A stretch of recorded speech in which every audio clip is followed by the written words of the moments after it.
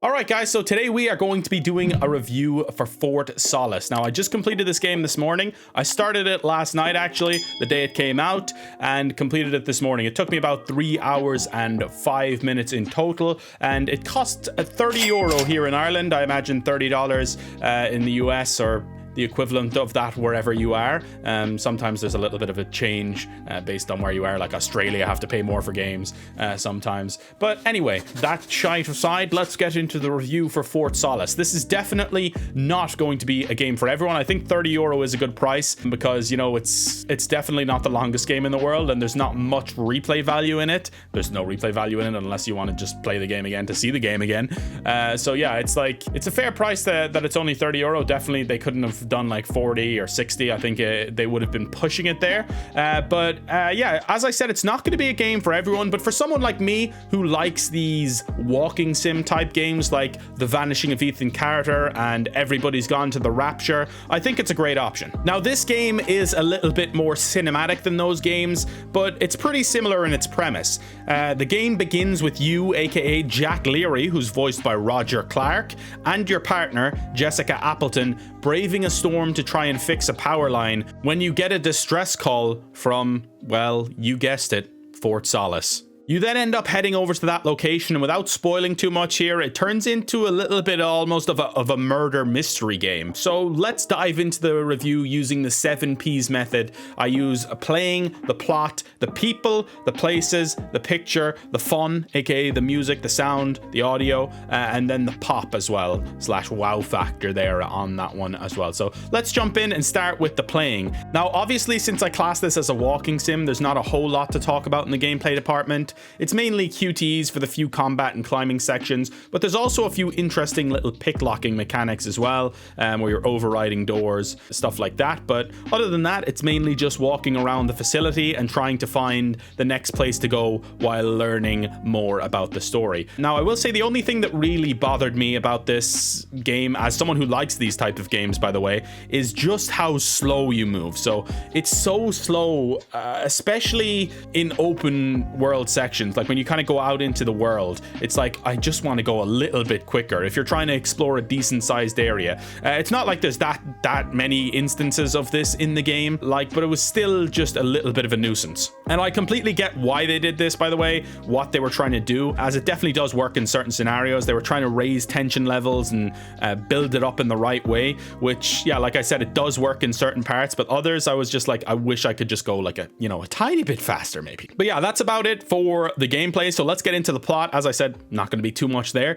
but let's get into the beefiest part of the game, which is the plot. Now, I'm going to try be as vague as possible to avoid spoilers for people here. Like I said earlier, once you arrive in Fort Solis, you spend the entire game there. You go through different levels of access to get into rooms you haven't been before as you go through the game and uncover more of the mystery. But yeah, as I got more into this game, I'll say maybe an hour into this game, I started to get very intrigued by what the hell was going on in this place. Now, you learn a lot through audio logs, video logs, and random reports that were left around, but the video logs are really good actually, and kind of seeing the expressions on people's faces and seeing their moods change throughout the game based on what was happening, because we arrive here after some of these events, of course. Now, there were 6 members of Fort Solis, but when you arrive after the alarm, the place is pretty much completely empty, and you're trying to find out what happened. Now, it's pretty obvious that something sinister has gone on here, and you kind of learn through the logs that the certain crew members had a lot of issues with each other for reasons I won't disclose due to spoilers. But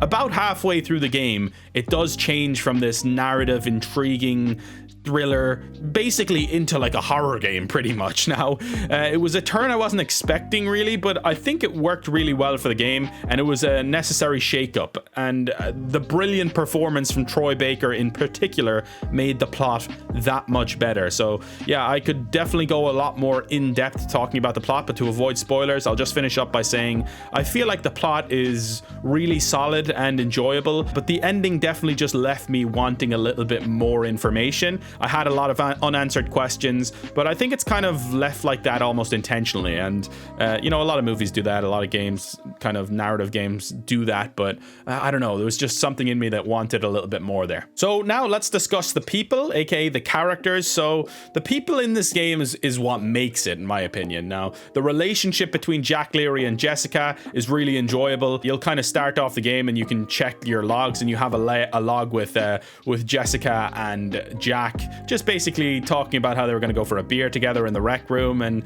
just seemed like a nice, wholesome friendship. You don't know if they're just friends or there's something more going on. It doesn't really go into that too much, but I love the chemistry between them anyway, and it felt like the conversations between them over the comms while exploring the world was great. Overall, there was 6 other characters, like I mentioned. 5 of those 6 characters you don't really meet, but you learn a lot about them through the video and the audio logs, like I mentioned earlier. And then you have Wyatt Taylor, who is played by Troy Baker. That's the only other person you meet in this game, and he does an absolutely phenomenal job. I'll say that much. He is brilliant. I think definitely the strongest performance overall and the standout character, both in terms of like how he was voice acted by Troy, and just he is, to me, the most interesting character in the game, and you learn a lot more about him as you go through the game, and I feel like it was just really well done. I won't say any more because obviously I don't want to get into any spoilers, but there is kind of, I guess I'm doing like mild spoilers, I guess, but I apologize if I've ruined everything. Obviously I haven't done that, but let's jump into the next P before I say too much. All right, the next P is places. Now, as I mentioned earlier, this is just set in one place called Fort Solace. The place itself is pretty damn cool.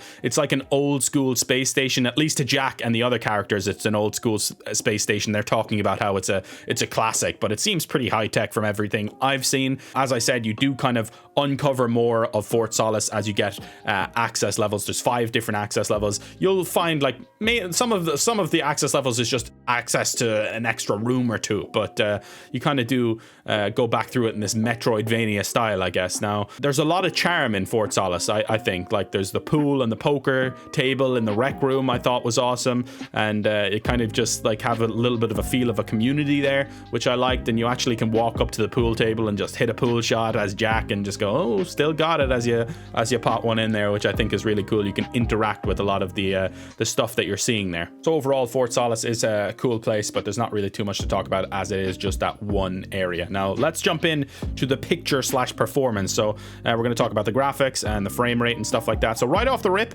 the game is absolutely beautiful. The character models are really solid. They're not like amazing like Horizon, obviously, but it doesn't have that budget or anything like that. It's not like Uncharted, Last of Us style, but they are really good nonetheless. I'll say performance-wise, in terms of the frame rate, I had a few issues with frame rate, even on performance mode, but that was early in the game, and I feel like it really wasn't too bad after that. Not really too noticeable anyway. There's a few little hitches here and there, but it doesn't really seem like it's a game that was done by a massive team or anything, so I'll give it a pass. You know, it wasn't hilariously bad or anything. I thought it was very feasible. Now let's talk about the audio. So seeing as I have nothing to say in the pop/wow factor, this is going to be the last P that we talk about. In terms of music, I thought it was very good, but this game definitely shined with its voice acting. And now they did pay the big bucks to get the voice actors like Troy Baker and Roger Clark, who are 2 huge voice actors. Roger Clark mainly just for voicing Arthur Morgan. I don't know too much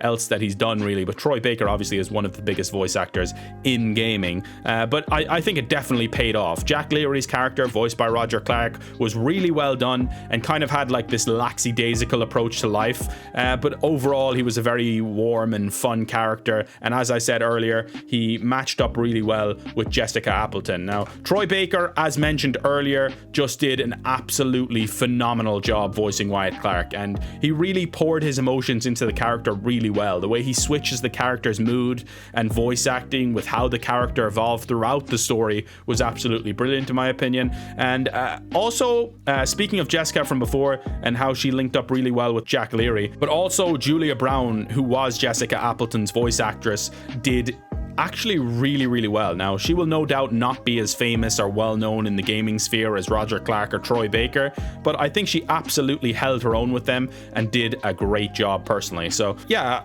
in terms of would I recommend this game, I would say you have to have like a specific taste to enjoy this game. Like if you do like these short cinematic story games, some of the ones that I mentioned, I think this could definitely be an enjoyable experience for you. I think it's a solid version of a game like that. But if you're into like fast-paced action games, this is definitely not going to be one that you're going to want to stop by, really. It's definitely much more like a slog through space. But the story does get really intense. It gets, as I said, almost horror-like in certain situations. There's certain scenarios where I got jump scared, like 100% actually got jump scared and was terrified and like running away and like just actually my heart was pumping in these certain scenes. So there's definitely, it's not like it's boring or anything. I don't think the game is boring, and like if I kind of gave that impression, that's definitely not what I was trying to give off. It's just slow in certain scenarios. Like I think overall the story is really intriguing and interesting. So I don't really score games, but I have a backlogged account where I kind of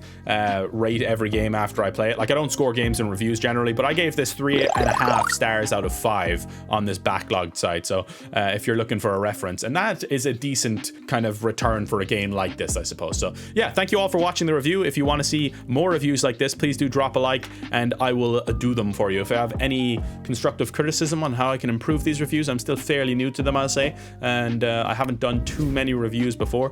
We're still getting used to it, but if you have any criticism or advice, let me know in the comments, and I'll see you next time. It's been a pleasure to serve you all. Thanks for watching. See you next time. Peace out.